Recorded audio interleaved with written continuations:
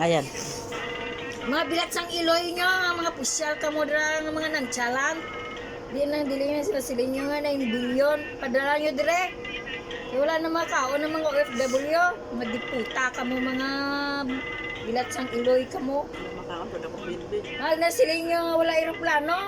Padala ka mo duha ka jet plane to sa US. Kataturulo sipon nyo. Mga bilat sang iloy ka mo. Umiiyak, Kani magka-cancer mabituka nyo. umiiyak na sila sa Hindi ka mo Walang mga ayuda. abnormal, mga bilat sang iloy ka mo. Wala kasi kaming ayuda, walang pagkain, walang bigas. Walang sahod, walang trabaho. Paano yan, Nay? ito yung Tapos sabihin nyo sa Stay amin, at kailan home. ang padala? kailan ang padala. Hindi Walang nyo lang trabaho. alam. Hindi nyo lang alam kung anong Ngingiti-ngiti lang ngiti kami lang sa... kami dito. Yan. Ngiti lang kami sa picture. Walang totoo niya, naghihirap na yung kalooban namin kung kailan ang sweldo at sahod. Dahil walang Sana naman trabaho. dumating na ang ayuda ng gobyerno. Umiiyak na dito yung isa kong kasama. Wala na akong pampadala sa amin. Hihingi na yung mga bata ng Wala kami pamasahe. sweldo, wala ipapadala. Mataas ng presyon ng gasolina sa Pilipinas. Nakikikain na lang ako sa mga kapitbahay ko. Kaya ngayon, nakikikain ako ngayon. Bukas, di ko na kung saan ako makikikain. Hawak daw yung beef.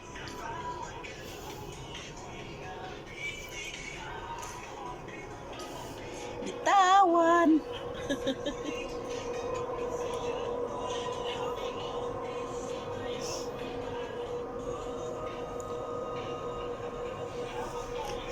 Ano na lang mangyari sa amin, guys? Sana Lord, Ito, maabot. matapos na po itong circumstances na hinaharap ng Middle East para po mag-start na ulit ang normal na mga trabaho dito. Kailangan na natin. Sana naman matapos na, Lord. Ano yan? Ang dami kaming napanood. Nagbabudget sila ng mga pera na para sa mga OFW, pero kahit isang dilata, isang sardinas, 5 kilong bigas walang dumarating sa mga OFW na nasalanta ng gera. Sana naman may Sana awa. naman, magpadala na kayong ayuda namin.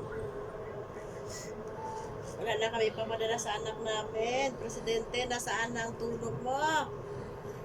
Wala kaming trabaho. Ilang 15 days na kami walang pasok. Wala kaming sahod. Ano na yan? Asa na yung ayuda mo, BBM?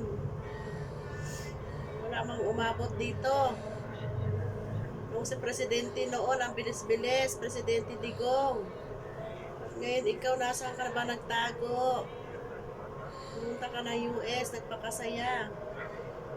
Kaya pa, sabi niya walang plane, walang aeroplanong lumilipad. Bakit nakaabot siya sa US? Magpasarili ka, BBM. Talaga naman, Isip mo na sarili mo. isip-isip naman sa mga taong bayan.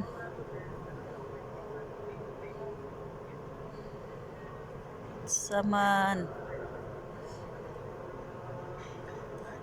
dapat lang ito, araw-araw ganitong ginagawa namin. Naghihintay ng ayuda araw-araw. Nagkantay ng ayuda nang walang dumarating. Naghihintay ng ayuda. Sa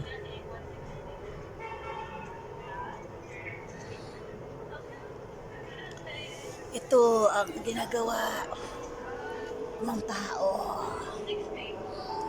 Hi. Yan, ito lang gawain namin. Ewan ko lang bukas sino magbigay sa amin ng pagkain. Stay at home. Paano na kami ngayon? Stay at home. Stay at home, drinking water and chai. Ang isa dyan, oh, busy sa pagdudot-dot ng cellphone niya. Seryoso kayo. Seryoso kayo ba?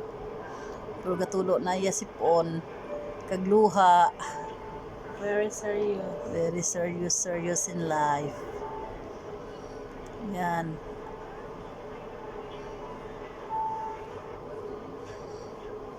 Malapit ng Eid, ng Ramadan. Sino ka nagbigay sa amin ng hadiah? Buka, oy. Balik mo tayo.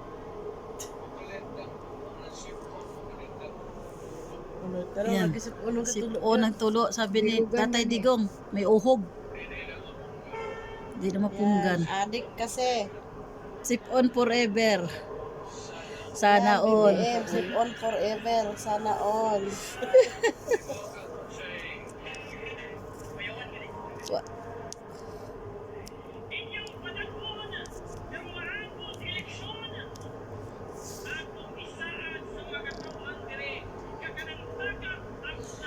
Hi guys. Pagtuloy niyo. Saka man namutot.